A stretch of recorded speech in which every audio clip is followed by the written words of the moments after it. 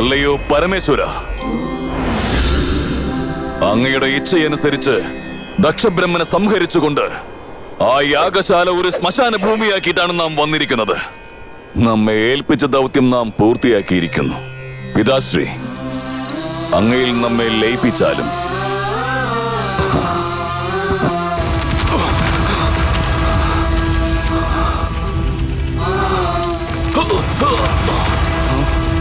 പിതാശ്രീ, എന്തിനു വേണ്ടിയാണ് ഈ പരീക്ഷണം? ഒരിക്കലും വേർപിരിക്കാനാവാത്ത നമ്മെ രണ്ടുപേരെയും ഈ അഗ്നിദേവൻ എന്തിനു വേണ്ടിയാണ് വേർപിരിക്കുന്നത്? വീരഭദ്ര, നമ്മുടെ ഇച്ഛയനുസരിച്ച് നീ യാഗത്തിന് ഭംഗം വരുത്തിയിരിക്കുന്നു. ദക്ഷബ്രഹ്മനെ സംഹരിച്ച് നമുക്ക് ശാപമോക്ഷം നേടിത്തന്നിരിക്കുന്നു. എന്നാൽ പുത്ര, യുദ്ധവേളയിൽ ദക്ഷബ്രഹ്മനെ കൂടാതെ ഋഷി മഹർഷിമാരെയും ശിഷ്യഗണങ്ങളെയും വധിച്ച് നീ സ്വയം നിന്നെ കളങ്കപ്പെടുത്തി. പിതാശ്രീ, ഉഗ്രമായ ക്രോധത്താൽ വൈരാഗ്യം തലയ്ക്ക് പിടിച്ച് അസുരനായി മാറുകയായിരുന്നു നാം. നമ്മുടെ മഹാ അപരാധങ്ങൾ പൊറുക്കണം ഭഗവാനെ. വീരഭദ്ര, മഹർഷികളെയും ശിവഭക്തരെയും വധിച്ച പാപത്തിൽ നിന്ന് നാം ക്ഷമ നൽകിയാൽ മാത്രം നിനക്ക് മോക്ഷം ലഭിക്കുകയില്ല. പുത്ര, അതിന് പരിഹാരമായി നീ ഭൂലോകത്തിൽ ജന്മമെടുത്ത് അവിടെയുള്ള ശിവഭക്തന്മാർക്ക് ദാസനായി സേവനമനുഷ്ഠിച്ചു വന്നാൽ നിന്റെ എല്ലാ പാപത്തിൽ നിന്നും നിനക്ക് മുക്തി ലഭിക്കുന്നതായിരിക്കും. നീ വധിച്ചത് മഹാഋഷികളെയും ശിവഭക്തരെയുമാണ്. അതിനാൽ മഹാഋഷിമാർക്കും ശിവഭക്തന്മാർക്കും സേവനമനുഷ്ഠിച്ചാൽ നിനക്ക് പാപമുക്തി ലഭിക്കും. വീരഭദ്ര, ഭഗവാനെ, എത്ര ക്രൂരമായ ശിക്ഷയാണിത്! അങ്ങയുടെ സന്നിധാനത്തിൽ നിന്ന് മാറി നിൽക്കുക എന്നത് നമുക്ക് ചിന്തിക്കുവാൻ പോലും കഴിയാത്ത കാര്യമാണ് പിതാശ്രീ. നമുക്കതിന് കഴിയുകയില്ല. വീരഭദ്ര, ഇപ്പോഴത്തെ ഈ സാഹചര്യത്തിൽ നീ ഇത് അംഗീകരിച്ചേ മതിയാകൂ. ഈ ധർമ്മത്തെ മറികടക്കാൻ മറ്റാർക്കും കഴിയുകയില്ല. അങ്ങയുടെ ആജ്ഞ പോലെ അനുമതി നൽകിയാലും.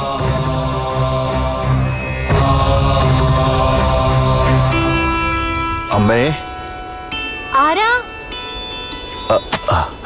ഞാൻ അലക്കുകാരൻ പർവ്വതൻ തുണികൾ കൊണ്ടുവന്നിരിക്കുക. എല്ലാം കൃത്യമായിട്ടുണ്ടല്ലോ. ഉണ്ണാനും ഉടുക്കാനും ഭഗവാൻ ശിവൻ വഴി കാണിച്ചിട്ടുണ്ട്. പിന്നെ മറ്റുള്ളവരുടെ മുതലിന് ഞാൻ എന്തിനാ ആഗ്രഹിക്കുന്നത്? നിങ്ങൾ തന്നെ എണ്ണി നോക്കിക്കോളൂ.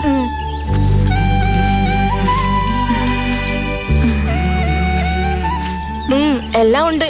ഇരിക്കൂ, ധാന്യം കൊണ്ടുവരാം.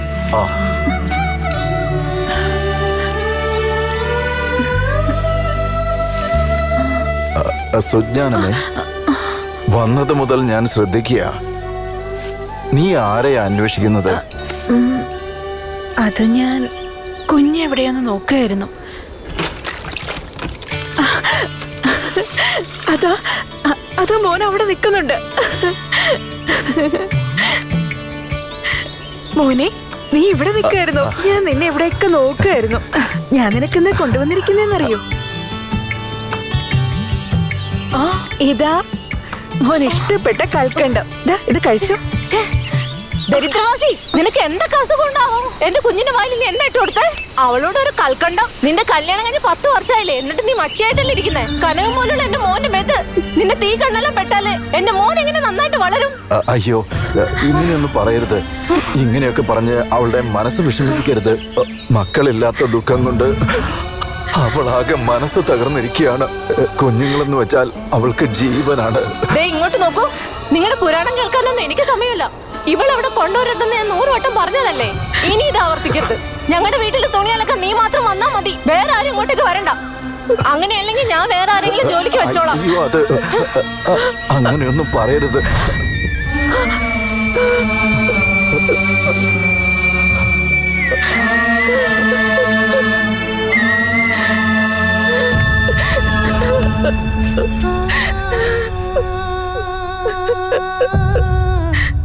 ഭഗവാനെ പരമേശ്വര, എന്തിനാണ് ഞങ്ങളെ ഇങ്ങനെ പരീക്ഷിക്കുന്നത്? ഭഗവാനെ, ഞാനങ്ങനെ എന്ത് പാപമാണ് ഈശ്വര ചെയ്തത്?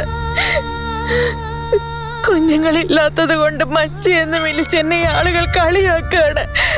ഒരു കുഞ്ഞിന്റെ അമ്മയാകാനുള്ള അതിയായ ആഗ്രഹം എനിക്കുണ്ട്. അതുപോലെ തന്നെ എന്നെ താലി കെട്ടിയ ഭർത്താവിന് ഒരു കുഞ്ഞിനെ പ്രസവിച്ചു നൽകി ഒരു ഭാര്യ എന്നുള്ള കടമ നിറവേറ്റണമെന്ന് ആഗ്രഹമുണ്ട്. അങ്ങനെ ആഗ്രഹിക്കുന്നത് വലിയ തെറ്റാണോ ഭഗവാനെ? മതിയാക്കൂ ഭഗവാനെ, ഈ പരീക്ഷണങ്ങളെല്ലാം മതിയാക്കൂ. സ്വാമി, ഞാൻ അത്രയൊക്കെ പാപങ്ങൾ ചെയ്തിട്ടുണ്ടെങ്കിൽ ഞാൻ ജീവിക്കാൻ അർഹതയില്ലാത്തവളാണ് ഭഗവാനെ. എനിക്ക് അർഹതയില്ല. അങ്ങനെ ഈ ജീവനെടുത്തോളൂ ഭഗവാനെ, ജീവനെടുത്തോളൂ, ജീവനെടുത്തോളൂ. പാർവത, എന്തു പറ്റി? വരൂ സ്വാമി. സുജ്ഞാനമ്മേ, എന്തുണ്ടായി? എന്തിനാ അങ്ങനെ കരയുന്നത്? ഭഗവാനെ നീ കണ്ണീരോണ്ട് അഭിഷേകം ചെയ്യാൻ തീരുമാനിച്ചോ? ഇല്ല സ്വാമി, ആ ഭഗവാൻ എന്തുകൊണ്ടാണ് എന്നോട് കരുണ കാണിക്കാത്തത്? സ്വാമി, കുഞ്ഞുങ്ങളെന്ന് വെച്ചാൽ ഇവൾക്ക് ജീവനാ. ഇതുവരെ അതിനുള്ള ഭാഗ്യം ഉണ്ടായിട്ടില്ല. എന്റെ വിഷമത്തെക്കാളും ഇവളുടെ വിഷമോ എനിക്ക് സഹിക്കാൻ പറ്റാത്തത്. ഇവളെ എല്ലാരും മച്ചി മച്ചി എന്ന് വിളിക്കുമ്പോ ഇവളുടെ മനസ്സാകെ തകർന്നു പോവുകയാണ് സ്വാമി. സാക്ഷാൽ പരമശിവൻ ഞങ്ങളോട് എന്നാണോ കരുണ കാണിക്കുന്നത്? തീർച്ചയായും കരുണ കാണിക്കും. അതിന് കാലവും നേരവും അനുകൂലമായി വരണം. അപ്പൊ ഞങ്ങൾക്ക് ആ ഭാഗ്യം ഉണ്ടെന്നാണോ പറയുന്നത്? തീർച്ചയായും ഉണ്ട് പർവത. സാക്ഷാൽ മഹാദേവൻ തന്നെ വിശ്വസിക്കുന്നവരെ ഒരിക്കലും കൈവിടില്ല. നിങ്ങൾ വിഷമിക്കണ്ട. ആ ഭഗവാൻ നിങ്ങൾക്ക് കരുണ കാണിച്ചിരിക്കുന്നു. ഇത്രയും കാലത്തെ പ്രാർത്ഥനയ്ക്ക് നിങ്ങൾക്ക് ഫലമുണ്ടാകാൻ പോകുന്നു. ഭഗവാനെ ധ്യാനിച്ച് പ്രാർത്ഥിച്ചാൽ മാത്രം മതി. അങ്ങനെയാണോ സ്വാമി? അത് എത്ര കഠിന വ്രതം എടുക്കേണ്ട പൂജയാണെങ്കിലും ഒരമ്മയാകുമെന്നുള്ള സന്തോഷത്താൽ ഞാനത് അനുഷ്ഠിക്കാൻ സ്വാമി. സമാധാനമായിരിക്കും. നിന്റെ പ്രാർത്ഥനയ്ക്ക് തീർച്ചയായും ഫലമുണ്ടാവും. അധികം താമസിയാതെ തന്നെ ചൈതന്യം നിറഞ്ഞ ഒരു ഓമന കുഞ്ഞിന് ജന്മം നൽകാൻ നിനക്ക് യോഗമുണ്ട്. അനുഗ്രഹിക്കൂ സ്വാമി. നല്ലത് വരും.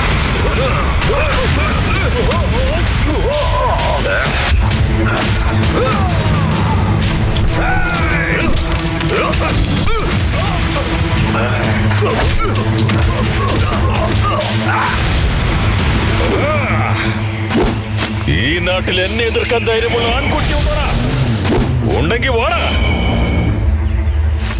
എടോ തടിയൻ ഫയൽവാനെ, നിന്നെ മലർത്തി അടിക്കാനേ ഒരു ആൺകുട്ടിയുണ്ട്, മഹാവീരൻ. എന്റെ ചങ്ങാതി കണ്ടില്ലേ? എന്താണിത്? നീ എന്നെ കൊല്ലാൻ നോക്കുകയാണോ? ഗോതയിലേക്ക് ഇറങ്ങടാ. വെറുതെ എന്റെ അടുത്ത് കളിക്കാൻ നിൽക്കണ്ട. ഞാൻ യുവമാരെ പോലെ ഒന്നും അല്ല. എന്റെ അടുത്ത് കളിക്കാൻ വന്നാലേ വിവരം അറിയാം നീ.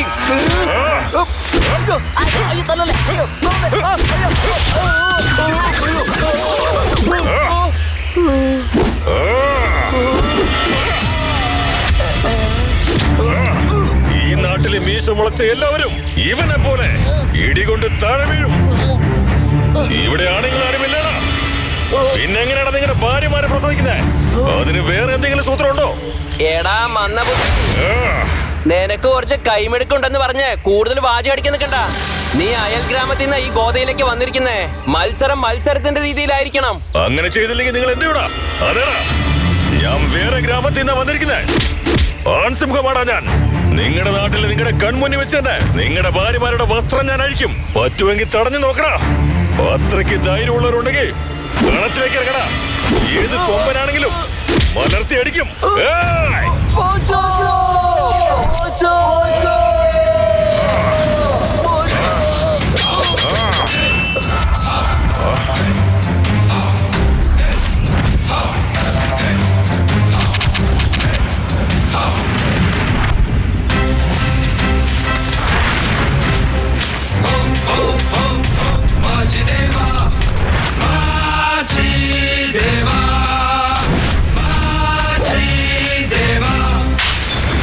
ആരാടാ നീ?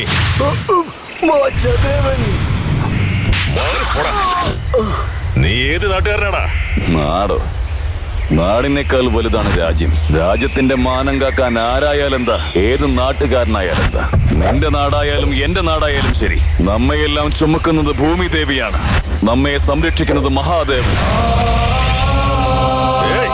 കയ്യൂക്കല്ലെങ്കിൽ പുരാണം പറയാൻ നിൽക്കണ്ട. ധൈര്യം ഉണ്ടെങ്കിൽ നിന്റെ ബലം എന്താണെന്ന് വന്ന് പരീക്ഷിച്ചു നോക്ക്. ഭക്തന്മാരുടെ എല്ലാം രക്ഷകൻ, മീശ പിരിച്ചാൽ വീരഭദ്രൻ, നിന്നെ പോലുള്ള ദുഷ്ടന്മാരുടെ എല്ലാം അന്തകൻ. ജീവനിൽ അല്പമെങ്കിലും കൊതിയുണ്ടെങ്കിൽ ഓടി രക്ഷപ്പെട്ടു, ഇല്ലെങ്കിൽ ഇവിടുന്ന് ജീവനോടെ പോകില്ല. ഇതൊരു മുന്നറിയിപ്പാണ്. ആദ്യം അവന്റെ ജീവൻ സംരക്ഷിക്കാൻ നോക്കടാ, എന്നിട്ട് എന്റെ കാര്യം നോക്കിയാ മതി. കണ്ണുകൊണ്ട് കാണാത്ത ദൈവത്തെ എനിക്ക് വിശ്വാസമില്ല. എന്നെ വെല്ലുവിളിക്കുന്ന ഇവനെ ഞാൻ വെറുതെ വിടില്ല.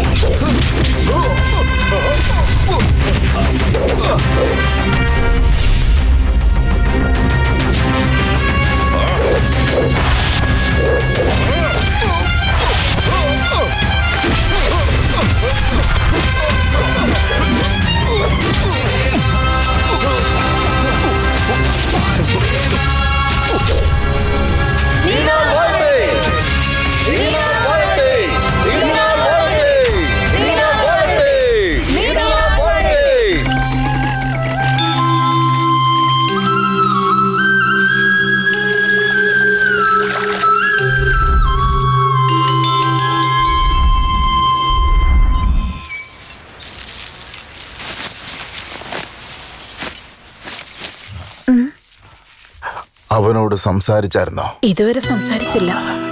അവനോട് സംസാരിക്കാൻ ഞാൻ പറഞ്ഞതല്ലേ. പോയി സംസാരിക്കേ. ചെല്ല്.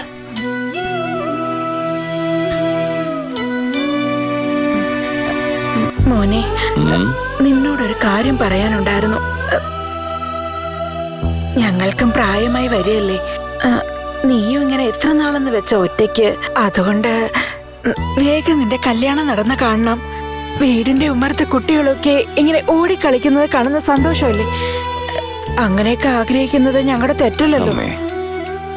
ഞാൻ എന്റെ തീരുമാനങ്ങൾ മുൻപേ തന്നെ പറഞ്ഞതല്ലേ. ഇത്തരം ലൗകിക സുഖങ്ങളിൽ എനിക്ക് തീരെ താല്പര്യമില്ല.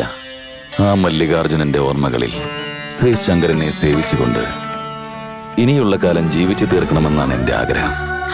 അതിനമ്മ എതിരൊന്നും പറയില്ല.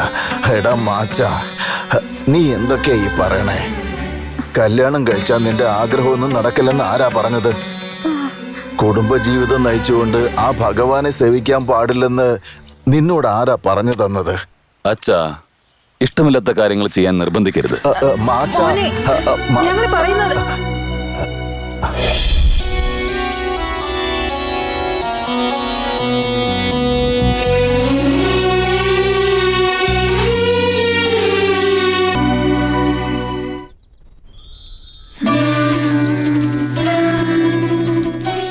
ശിവനെക്കുറിച്ചുള്ള നിങ്ങളുടെ ശ്ലോകങ്ങൾ കേൾക്കുമ്പോ സാക്ഷാൽ ശിവൻ കൺമുൻപിൽ വന്ന് നിൽക്കുന്നത് പോലെയുണ്ട്. ആഹാ, മാച്ചാദേവനോ? സുഖം തന്നെയല്ലേ തിരുമേനി? ഭഗവാന്റെ കൃപ കൊണ്ട് സുഖമായിട്ടിരിക്കുന്നു.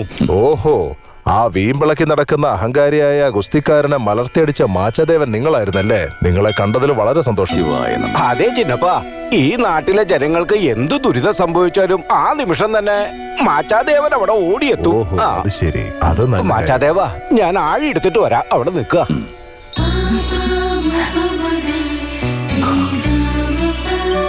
ഞാൻ വിവാഹം കഴിക്കുകയാണെങ്കിൽ മാച്ചാദേവനെ മാത്രമേ കഴിക്കൂ.